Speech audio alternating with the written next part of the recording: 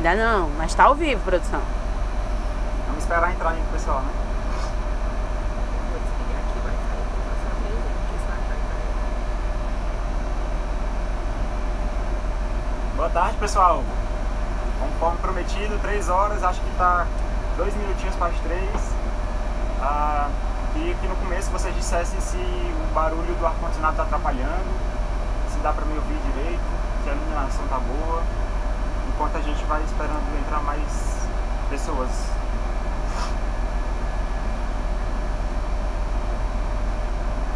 Dá um joinha aí se dá para ouvir. Tem um pessoal aí ajudando a gente, a Dani, enfermeira, e a Ju, acadêmica de medicina, está no internato, está ajudando também nessa live. Tem 15. Quantas pessoas? 15. Aí? Quantas pessoas? Vamos começar então. Muitas pessoas mandaram perguntas semelhantes, no sentido de como é que faz para entrar no SAMU, se precisa de algum curso, alguma qualificação, alguma especialização para exercer essa profissão de socorrista. Eu vou citar aqui o nome do pessoal que fez essas perguntas. Teve Eduarda Dante, teve o Christian Rodrigues, o Diego Coimbra, Ana Caroline, Vladimir Gomes, Társila Bonfim, Adilson Moraes, João Vitor, Rebouços, Gabriel Ventura e a Birna Mello. A maioria fez perguntas realmente nesse sentido. Então assim, pessoal, vai depender de qual estado você está, né? Aqui em Fortaleza, por exemplo, a gente não tem um concurso público propriamente dito. O último concurso público foi em 2002. As pessoas hoje estão trabalhando no regime de RPA, né, sem vínculo, e nesses últimos anos a prefeitura, no sentido de melhorar esse vínculo, criou alguma seleção, mas é uma seleção com CLT, não é realmente um concurso público. Em relação às exigências, não tem nenhuma exigência muito formal, não. Dependendo de como é o edital, eles pedem experiência no serviço de pré-hospitalar ou de qualquer outro serviço de urgência. Mas, do ponto de vista técnico, do ponto de vista de querer fazer um serviço bom, valeu, Thiago. Do ponto de vista de fazer um serviço decente, do ponto de vista de fazer um serviço bom, técnico, eu recomendo que a pessoa realmente se prepare. Então essas pessoas, algumas perguntaram quais são os cursos que a gente deveria fazer. Bom, eu recomendo para quem quer começar a fazer pelo menos um curso focado no pré-hospitalar. Seria o modelo americano PHTLS. Eu considero que ele seria um curso de entrada, digamos assim. E aí depois você se qualifica com os demais. Tem o ATLS, o ACLS, o PAUS, né, para criança. Considerando que a gente atende do parto prematuro dentro da ambulância até o idoso, 98 anos, acamado, com infecção pulmonar, eu acredito que a gente tenha que ter realmente, pelo menos, uma visão ampla de toda a medicina de urgência. Não tem como eu chegar para vocês e dizer, eu sei tudo de ginecologia e obstetrícia. Não existe isso. A gente sabe as principais doenças e condições que ameaçam a vida. Então, o sentido é esse, a gente tem que se preparar para enfrentar essas situações no nosso dia a dia. Tá? Eu acho que deu para entender mais ou menos um pouquinho aí. Se ainda falta alguma explicação, por favor, deixa aí que o pessoal vai anotando para vocês. Beleza? O Leonardo Campos fez uma pergunta de como usar adrenalina no BLS, no suporte básico de vida. Leonardo, eu confesso para ti que eu nunca vi nada em relação a isso, cara. Se no teu serviço existe, deve ter algum protocolo em relação a isso. Mas acredito que na grande maioria dos locais do país não tenha essa utilização de adrenalina no suporte básico, não. Existe o suporte intermediário. Aqui em Fortaleza, por exemplo, a gente tem. E algumas ambulâncias são equipadas com enfermeiro, com o pessoal do técnico e o socorrista. E segundo a orientação da nossa regulação, eles conseguem aplicar algumas medicações. Beleza? O Ian Publio fez uma pergunta em relação ao grande queimado, né, paciente com indícios de queimadura de via aérea, de fímbrias nasais, sobrancelhas, cílios, sem sinais evidentes de edema de glote. Se teria indicação da gente garantir uma via aérea para esse paciente. É uma excelente dúvida do Ian. O que acontece é o seguinte, o paciente com suspeita de queimadura de via aérea, ele é bem capcioso. Pode ser que se você retardar essa intubação, no momento que você for precisar, talvez você não consiga mais. Então, varia de médico para médico. Eu pelo menos, eu prefiro garantir essa intubação precocemente. Por mais que na hora que eu faço a laringoscopia eu veja que não tem um edema importante, eu prefiro me proteger e proteger o paciente. Pode ser que o paciente nem venha precisar de uma via aérea, mas eu me sinto mais seguro, tá? Mas não tem nada formal de que o paciente sem nenhuma indicação, sem tosse, rouquidão ou qualquer outra dispneia, ele vá precisar de uma via aérea, beleza? As perguntas aqui, só aí.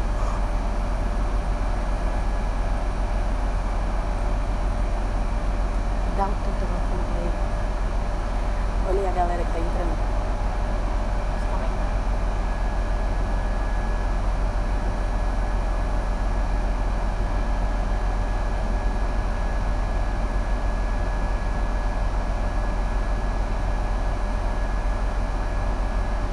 Agradecer o pessoal que participou, muita pergunta boa, muitas perguntas parecidas também no sentido, né?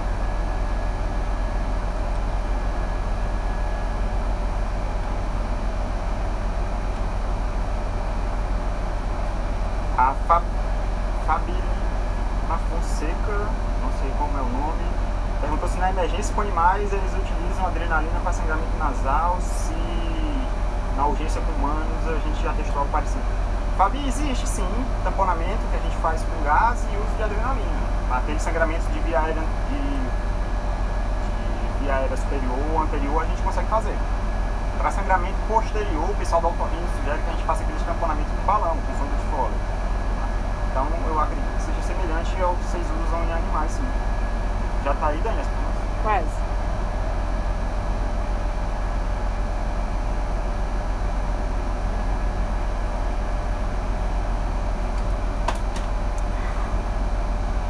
O Werneto perguntou se eu tenho uma boa perspectiva com relação ao crescimento da medicina de emergência como especialidade no Brasil. Eu acho que sim, a gente já deu um passo muito grande, que foi o reconhecimento da especialidade e da residência. A especialidade tinha até sido reconhecida, mas não tinha iniciado a residência, já tinha uma especialização em formatos como preliminares do que é hoje. E eu acredito que só tem a crescer, é uma especialidade de extrema importância. Acredito que hoje, nas portas de hospitais, deveriam ser somente médicos com formação em medicina de emergência, semelhante aos moldes que a gente tem em outros países desenvolvidos. O que a gente vê não é essa a realidade, a gente vê muita gente recém-formada dando plantão e a gente sabe que por mais que tenha boa vontade e até conhecimento técnico, não tem aquela experiência necessária para o médico emergencista.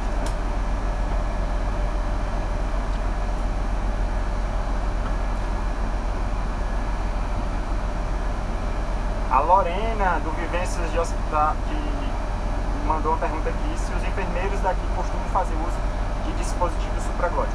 Lorena tem, a gente atualmente está rodando com 2 USI, né, Dani? A gente tem 2 unidades de suporte intermediário e nessas unidades de suporte intermediário que o enfermeiro comanda, a gente tem sim máscara laríngea. A gente não tem Combitube, na verdade Combitube acho que nem fabricam mais, e o KingTube também a gente não tem.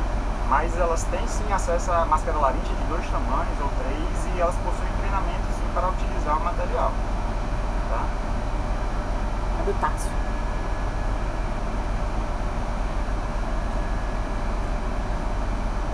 Davi Miranda, ele fez uma pergunta: quais são as indicações de toracotomia de reanimação? Davi, é o seguinte, eu acredito que você esteja perguntando dentro do contexto do pré-hospitalar. Davi, eu sou um defensor de que se o cara, um profissional, ele tem um treinamento, ele tem um material disponível, ele está diante de uma situação que se encaixa perfeitamente dentro daquelas indicações, é um procedimento factível. E ele vai ter uma sobrevivência, aquele paciente vai ter uma taxa de sobrevivência semelhante ao que ele teria no hospital. O que acontece é que muitas vezes as pessoas fazem o procedimento sem indicação. Eu vou fazer inclusive uma live com a Lorena no futuro, a gente está programando para fazer essa live sobre trauma torácico e lá eu acho que a gente vai conseguir destrinchar melhor esse assunto. Tem muita coisa legal em relação à toracotomia de reanimação no pré-hospitalar.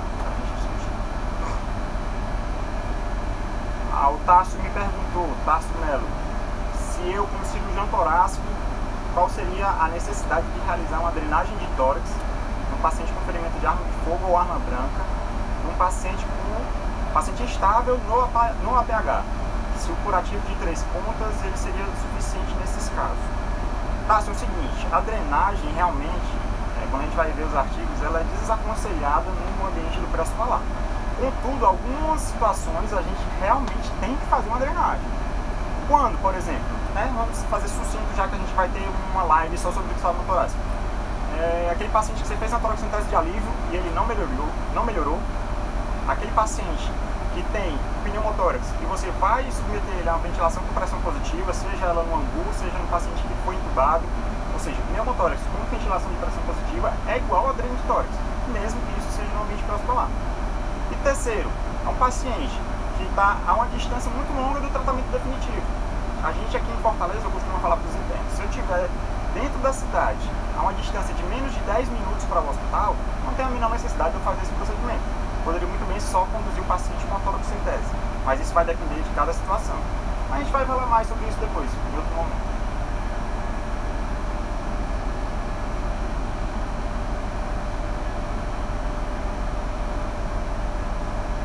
Pedro, faz um canal no YouTube. Vamos fazer, Pedro. Na verdade o canal já tem, a gente vai só trabalhar em cima dele.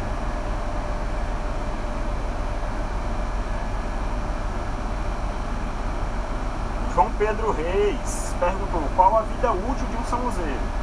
Como a vida de vocês é muito corrida e estressante, como manter o ritmo aos 50, 60 anos?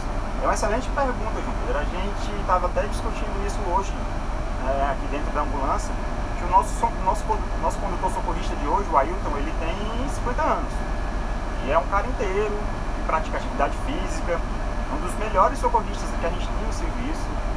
E o que ele costuma dizer pra gente é o seguinte, é manter uma atividade física regular, alimentação saudável e sempre praticar os procedimentos de mobilização, de rolamento, de subida e descida de maca, de transferência de paciente, tudo dentro da técnica, para evitar que você fragilize sua musculatura, sua coluna lombar.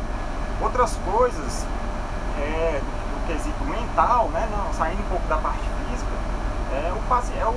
a pessoa que gosta realmente de estar fazendo isso aqui. Eu costumo dizer, as pessoas me perguntam se eu me vejo no futuro. Eu digo, rapaz, enquanto eu tiver saúde, eu me vejo dentro do SAMU. Tá?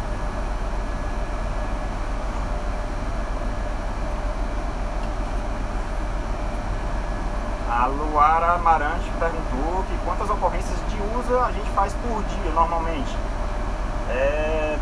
Varia. A gente, dependendo de como está a nossa frota, se a frota estiver inteira, com todas as unidades de suporte básico rodando, a gente acaba fazendo menos ocorrências, em torno de 2 a 3 por dia. Mas se a gente realmente tiver com dificuldade na nossa frota, a gente já chegou a rodar mais USA do que básicas, aí a gente acaba fazendo em torno de 10, 11 ocorrências, logicamente nem todas de USA, mas a média num dia normal seriam de 2 a 3 ocorrências. O Nando Rocha 1 perguntou se qualquer um pode fazer uma traqueostomia de urgência, quais são os riscos.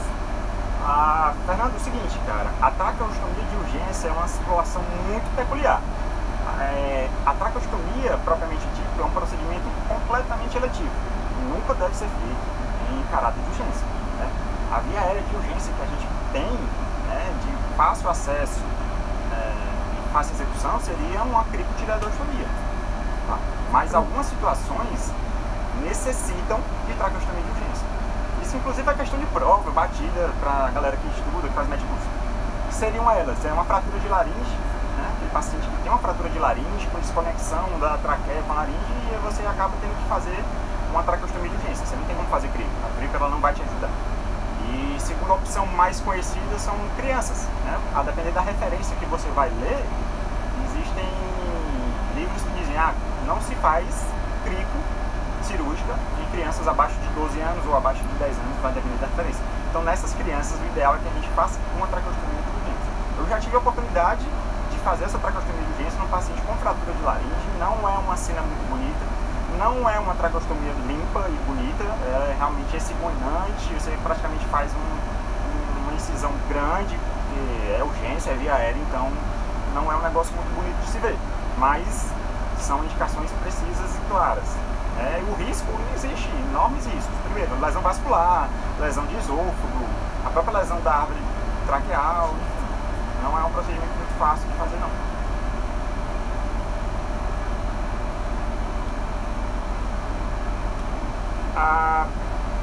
Como é o nome dela aqui?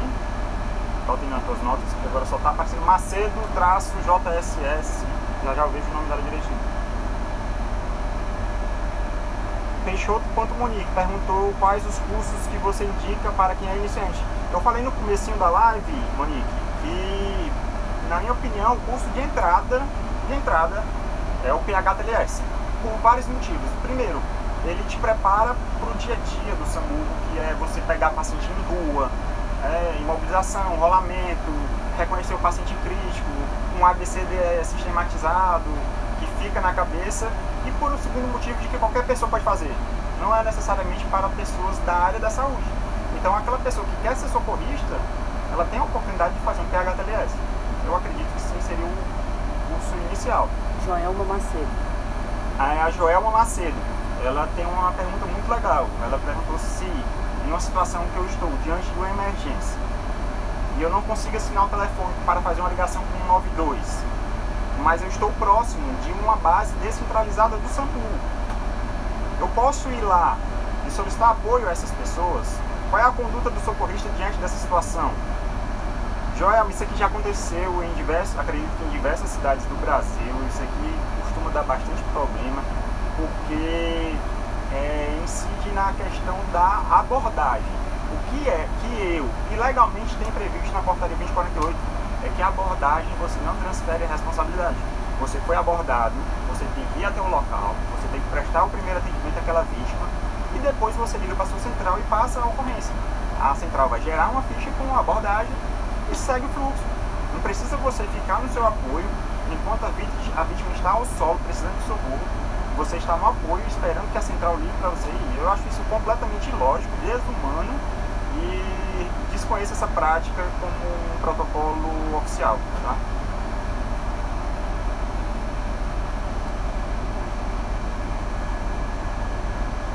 O Fabiano Barbosa perguntou: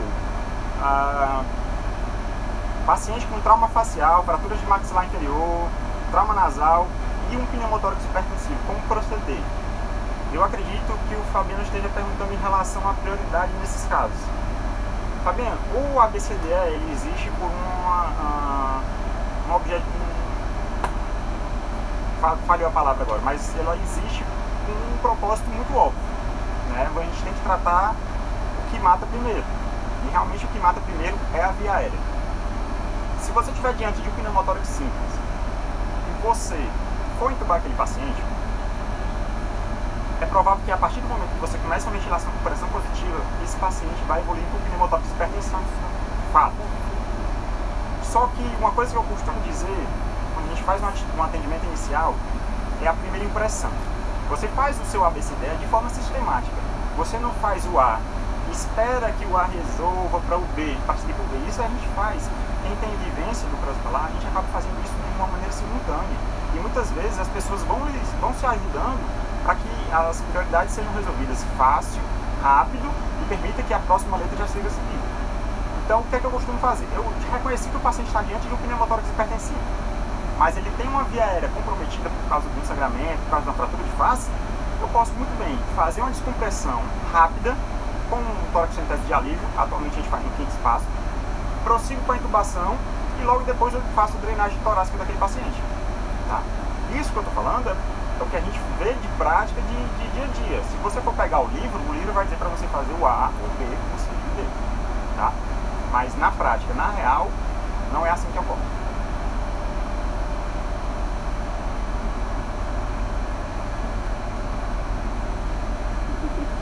Felipe Menezes, querendo que a gente explane um pouquinho sobre segurança da cena com produtos perigosos. Produtos perigosos que a gente costuma falar de QBRN né? Hoje em dia a gente tem 2 S, que é o dos explosivos. O que é que a gente tem que saber em relação a isso? Primeiro, se a central te passa uma ocorrência ciente já que é um produto perigoso, a primeira coisa que você vai fazer ao local é avaliar essa segurança.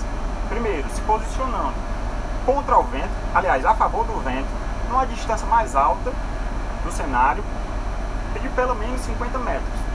Certo? Lá, você vai ter que fazer uma avaliação remota de quantas vítimas são, né, se precisa de auxílio de outras agências, se precisa de ajuda de bombeiros, se precisa de ajuda da companhia elétrica, se precisa de ajuda da polícia, enfim. Segundo passo que deveria ter em todas as ambulâncias seria um binóculo. Por quê? Qual é o objetivo do binóculo? Para que eu conseguisse ver qual é a numeração daquele produto perigoso. E assim eu passar essa informação para a minha central de regulação, e a central de regulação, a partir do manual da ABQIM, ela poderia me dizer todas as condutas a ser tomadas. Mas isso a gente não vê na nossa realidade, tá? Às vezes, para vocês terem ideia, tem produtos perigosos que se a gente chegar próximo da cena, pode ter certeza que toda a equipe estará morta, entendeu? Então, produto perigoso, é suspeita de produto perigoso, é um caminhão com alguma substância que ninguém sabe o que é, mantenha pelo menos 50 metros de distância a favor do vento.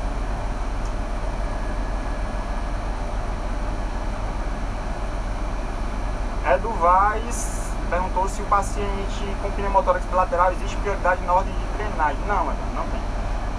Se for bilateral, você vai ter que drenar os dois tórax, mas sem nenhuma ordem a ser seguida com prioridade, tá? Tem umas perguntas aqui que a gente vai fazer e o senhor responde, tá bom? Tá bom. A Thaís Kelly perguntou as ocorrências mais frequentes que você costuma pegar e qual foi os maiores apertos, se você já passou algum perrengue na ocorrência. Thaís, né? É, Thaís Kelly. Thaís, as ocorrências mais frequentes que a gente pega, por incrível que pareça, muita gente acha que é trauma, mas já foi. Hoje em dia a gente tem uma mudança em relação ao perfil dos pacientes que a gente atende. Hoje em dia são mais pacientes clínicos, grande maioria das vezes são idosos, acamados, que acabam desenvolvendo pneumonia, sepsis, enfim, esse é o maior perfil dos pacientes. Tá? Em relação aos maiores apertos que já passou comigo, eu já passei por algumas situações bem periculosas, né? Eu já tenho 8 anos de estrada, mas eu acho que, sem dúvida, a ocorrência aqui mais perigosa assim foi um cilindro de oxigênio que explodiu durante a ocorrência. A gente estava fazendo atendimento de uma senhora desacordada e durante o atendimento, na hora que a gente foi começar a ventilar a paciente, o cilindro explodiu. A enfermeira até hoje perdeu completamente a audição do ouvido direito. O acadêmico que estava presente na nossa ocorrência queimou o rosto. Enfim, foi um sufoco bem desesperador. Já ocorreram outras ocorrências de eu ter que ir para ferimento por arma de fogo. A central passou que a gente tinha apoio da polícia e chegando na cena não tinha nenhuma polícia. A gente se viu preso dentro do fogo cruzado, teve que entrar dentro de uma casa, acabou que foi um momento bem tenso. Mas... Tem. O Reis Davi, qual o seu ponto de vista em relação às emergências psiquiátricas? Alguns profissionais demonstram muito despreparo em relação a esses atendimentos. Eu concordo, Davi, mas assim, antigamente, aqui no SAMU Fortaleza, eu falo da experiência que eu vivo aqui no SAMU Fortaleza. Antigamente a gente tinha muita contenção química em relação ao atendimento desses pacientes psiquiátricos. Hoje em dia a gente está mais com contenção física diante do apoio dos bombeiros. Eu acredito que, na minha opinião, são as pessoas mais preparadas para lidar com essa situação do dia a dia. Tanto é que a nossa ambulância psiquiátrica, ela atua com 2 socorristas, homens, e um bombeiro militar preparado para fazer esse tipo de atendimento.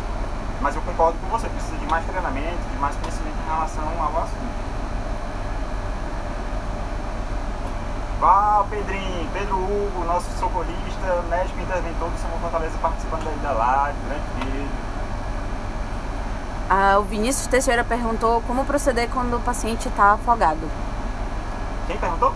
Vinícius Teixeira. Vinícius, cara, o assunto afogamento eu gosto bastante, é um dos assuntos que eu mais gosto de estudar do pré-hospitalar. E, na minha opinião, quem mais domina esse assunto no Brasil e no mundo é um médico, um colega médico, atualmente eu acho que ele está de tenente-coronel no Corpo de Bombeiros do Rio de Janeiro, que é o David Spillman. Se vocês procurarem na internet, a literatura médica, hoje em dia, internacional, cita o Spillman como referência. Então, para mim, mudou muito. Antigamente, a gente tinha alguns conceitos e algumas definições de quase afogado, afogamento molhado, afogamento seco, isso tudo caiu por terra, né? Então, hoje em dia, a gente tem conceitos de resgate, conceito de afogamento fatal e de afogamento não fatal. Diante do afogamento não fatal, a gente tem toda uma classificação proposta pelo David Spillman, né? Então, a gente vai ter classificação de 1, 2, 3, 4, 5, 6. Então, o atendimento vai se basear de acordo com essa classificação. Tá? Então, se for um afogamento classe 6, que é uma PCR, você vai reanimar. Classe 5, que é uma parada respiratória, você vai manejar a parada respiratória e por aí vai. Beleza?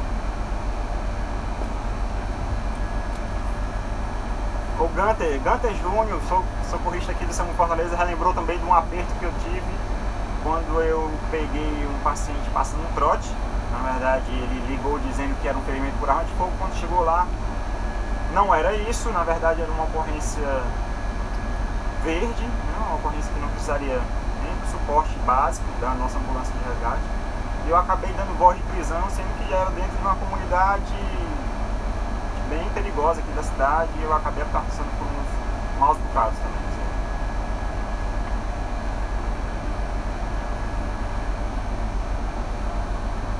A Kessinha perguntou se eu já fiz alguma ocorrência envolvendo parto. Já fiz sim, mas felizmente foi um parto natural, um bebê super bem, a termo, sem nenhuma grande dificuldade. Basicamente eu só conduzi a criança até o hospital, clampeei o cordão umbilical e tudo.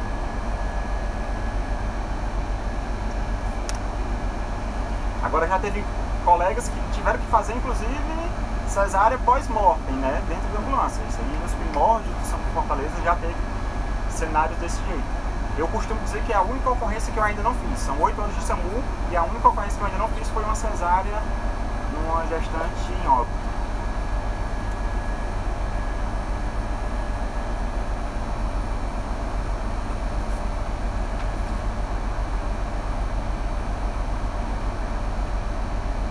Não entendi a pergunta da Ivana. A Ivana que estava mostrando? Ela só botou em raça. Pois é. Sempre que precisa de apoio, Ivana, a gente tem que solicitar a central. Na verdade, a gente que está aqui na rua, a gente espera que a central já faça isso. Né? Se é um ferimento por arma de fogo, uma agressão física, a gente não tem treinamento policial para fazer esse tipo de ocorrência sem o apoio deles. Né? Então, o ideal é que a nossa própria central de regulação já mandasse a polícia junto, né? Já solicitasse a polícia, uma vez que as centrais são juntas. Deixa eu tentar falar com ele. Caiu tudo aqui, o que foi? Fica com o telefone. As que a gente tinha separado, a gente já respondeu todas. Pode responder o que eles estão fazendo direto. Laura, qual foi a tua pergunta, Laura? Manda aí.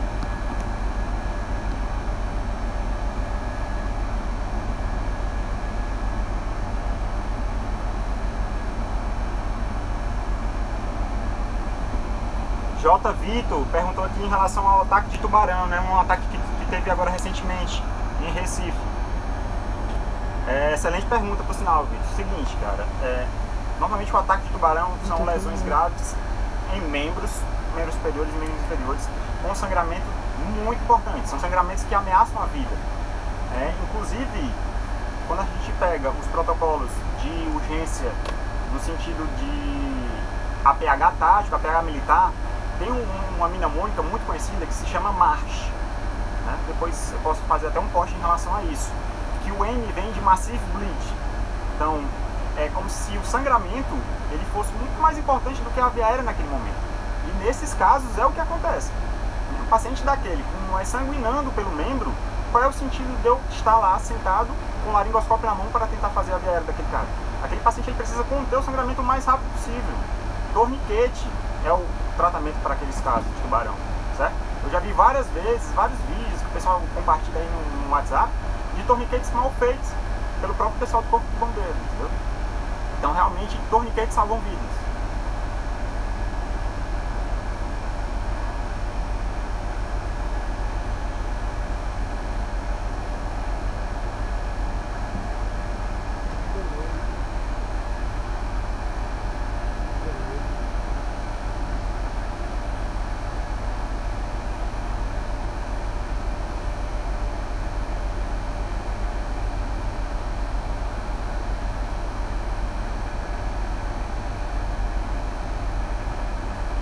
Gente, se eu tiver pulado alguma pergunta, pode refazer, viu?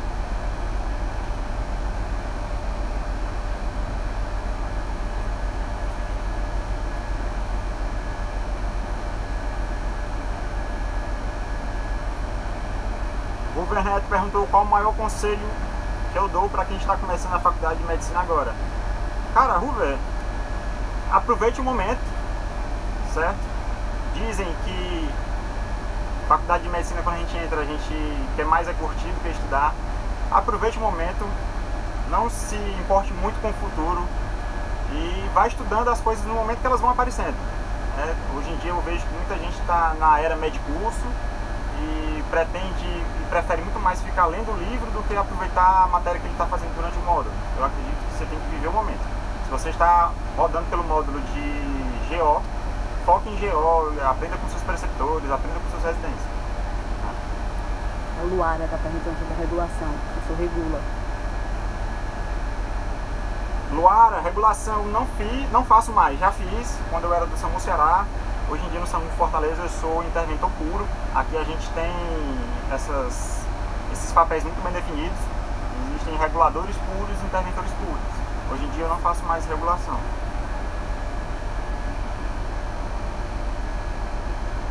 Qual o procedimento mais invasivo que você já fez na PH? Perguntaram qual o procedimento mais invasivo que eu já fiz no PH. Foi uma toracotomia de reanimação. Eu já precisei fazer dentro da ambulância. Foi uma criança de 5 anos. Ela estava correndo com um lápis na mão e o irmãozinho empurrou. E acabou que o lápis entrou no precórdio. Quando eu cheguei eu precisei fazer uma toracotomia. E infelizmente a criança não teve sucesso, mas considerando assim, dos procedimentos mais invasivos, sem dúvida eu acho que uma toracotomia de reanimação está dentro deles.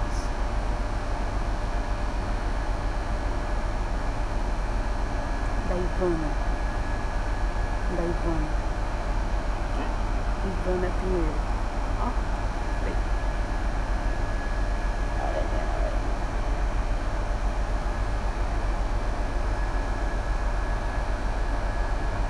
Boa, Luar. Aqui em Fortaleza, sim, a gente tem o SAMU, ele é dividido. A gente tem um SAMU exclusivamente do município, que é o SAMU Fortaleza. E em todas as demais regiões do estado do Ceará, elas são dirigidas pelo SAMU Ceará. A gente tem os polos, o polo Cariri e o polo da região norte e do Sertão Central. O 92, quando você ligar, vai pela região. Só que em algumas regiões limítrofes, né, de limite realmente entre os municípios, às vezes ocorre queda da ligação no SAMU Ceará e vice-versa. Mas isso é muito facilmente resolvido. Tem uma moça que perguntou aqui se em área de risco, zona de risco, você atende ou espera a polícia chegar primeiro? Sempre você vai esperar a polícia chegar primeiro. O que acontece quando a gente fala de APH tático é que se a tua equipe ela tem o treinamento, se ela tem o equipamento necessário e ela tem autorização da autoridade competente, você pode sim atuar numa zona insegura. Por exemplo, eu tenho um treinamento em medicina tática, mas eu não estou armado, não tenho um colete balístico, não tenho um escudo, não tenho capacete, não tenho nada. Então eu não tenho equipamento. E a polícia não autoriza eu entrar, então não adianta nada eu ter esse treinamento. Da mesma forma, eu sou bombeiro civil, eu tenho treinamento de combate a incêndio, mas eu não tenho meu capacete, eu não tenho meu colete à prova de chama, eu não tenho nada disso, e os bombeiros também não autorizam eu entrar na cena, então eu não posso fazer o atendimento. Se essas três condições forem preenchidas, eu tiver o treinamento, o equipamento e a autorização, eu posso sim entrar na zona de segurança, sem o apoio da polícia. Pergunta dela. Eu respondi a Luara. Porque as perguntas estão vindo muito rápido e eu não estou conseguindo acompanhar. Culpa de vocês. A Ivana perguntou se tem algum tipo de ocorrência que te deixe mais sensibilizado, exemplo, ocorrência com criança. Sem dúvida, né? Eu tenho uma filha, acho que vocês muitos sabem, a Pirilica, então sempre que eu vejo uma ocorrência com crianças, não tem como a pessoa não se sentir mais sensibilizada. Responde a do Sou Fodão. De quê?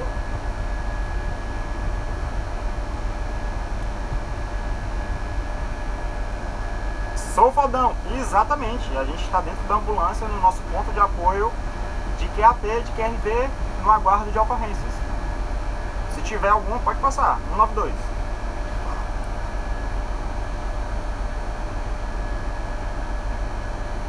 O Giovanni Rezende está perguntando se a ambulância paga multa se furar o sinal. Quem que perguntou? O Giovanni Rezende quer saber se a ambulância paga multa. Você paga multa se furada. Paga, Ailton. Nosso condutor aqui paga multa? Mais ou menos, né? Às vezes vai para conta do socorrista, né?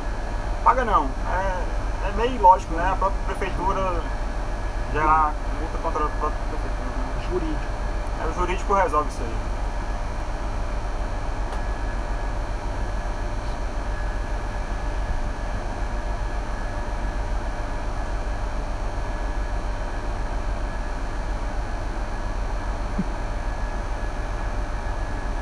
Felipe Menezes perguntando sobre sinais de TRM.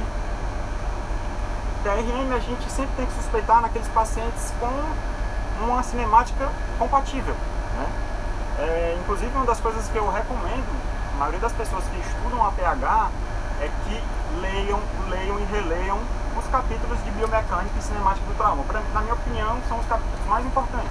É com eles que vocês vão fazer o seu raciocínio clínico em si. Eu estou indo para uma ocorrência.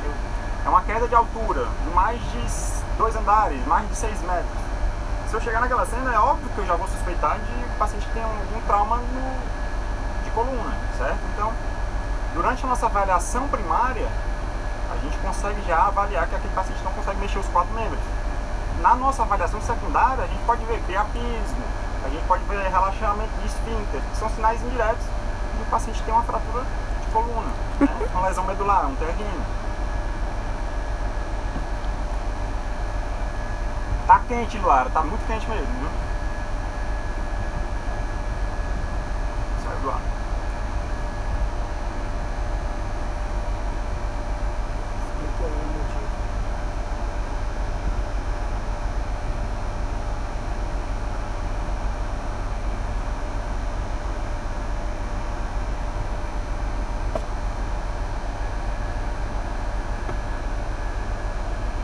Diego Acemelo, o que um médico do SAMU precisa fazer? Diego, pelo menos manejar uma via aérea decente.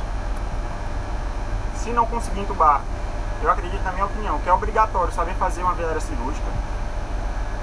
Até porque não existe intubação assistida por drogas sem relaxante muscular, né? De maneira grosseira falando. Então, em algum momento você vai se deparar com aquela situação, não intuba e não ventila. Então você vai ser obrigado a saber fazer uma via aérea cirúrgica. Você tem que saber drenar um tórax. Como eu já falei no começo da live, algumas situações exigem que eu faça uma drenagem de tórax mesmo no ambiente protocolar. Então, se você não sabe drenar um tórax, eu recomendo que vá aprender antes de começar a trabalhar nesse tipo de serviço. Stephanie Carvalho quer um abraço. A Stephanie quer um abraço? Eu dou um abraço nela sim.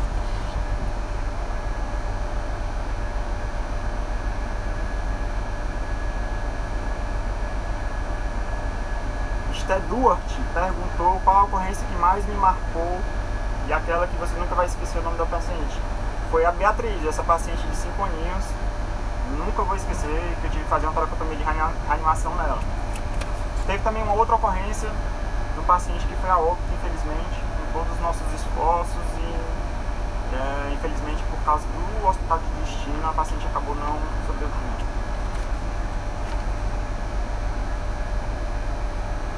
Tem. Mandou um oi. Não tá aparecendo aqui. As mensagens tá travando, ó. Manda um oi pra essa moça. Manda um oi pra Doce Dulce.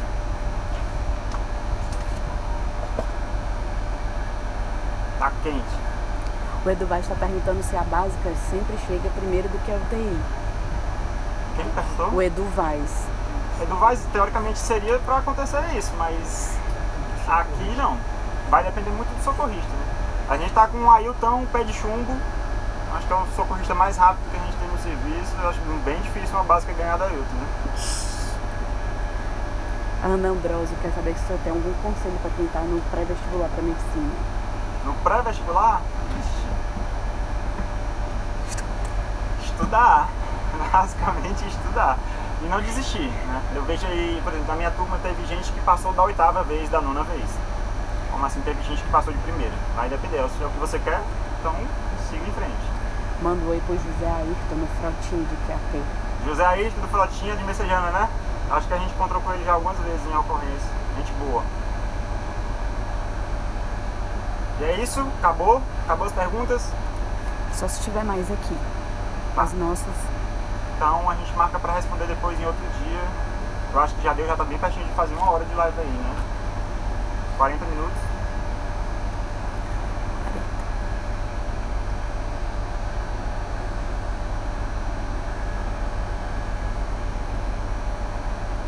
A Dayana perguntou qual é a sensação de poder salvar uma vida. Dayana,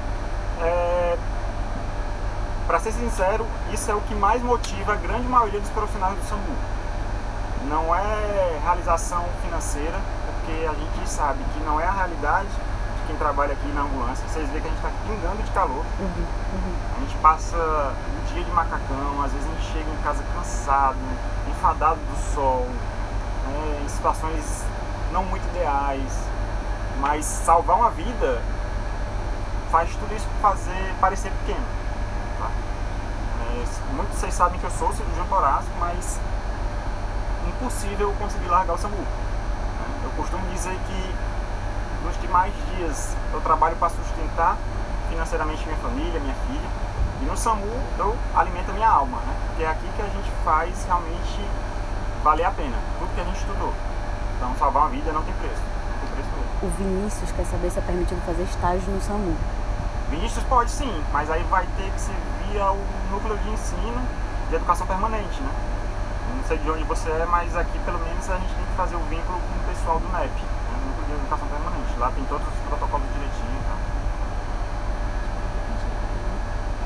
Qual pergunta, Vitor? Eu já respondi umas 2 tuas, pô. Pergunta aí de novo, J. Vitor. Jordana perguntou qual residência eu fiz. Eu fiz cirurgia geral e cirurgia torácica. Sou cirurgião torácico, Jordana. Pedro Caires, como faz para ser socorrista? Cara, vai depender. Se você está falando de entrar no SAMU propriamente dito ou ser socorrista. Porque socorrista nós todos somos. É um médico socorrista, um enfermeiro socorrista, um condutor socorrista. Para entrar no SAMU vai depender de como é o vínculo aí do teu estado. Camilinha, tá presente aí na live.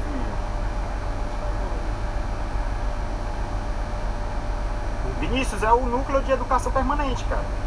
É o núcleo que faz esse vínculo com os acadêmicos que querem fazer estágio. Pedrão, novamente. Pessoal, peço desculpa se eu não responder todas as perguntas, mas é porque algumas vão passando muito rápido.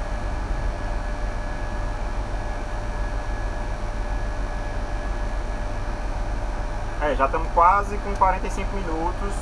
Eu acho que já deu para responder a grande maioria das perguntas. Eu agradeço a todo mundo que participou. Vamos tentar ficar fazendo isso pelo menos a cada 15 dias. Não garanto que a gente consiga fazer todo dia, toda terça-feira, porque tem plantões muito mais movimentados. Tá? Vai ficar gravado, beleza? 24 horas eu acho que fica live, né? Fica gravado aí 24 horas.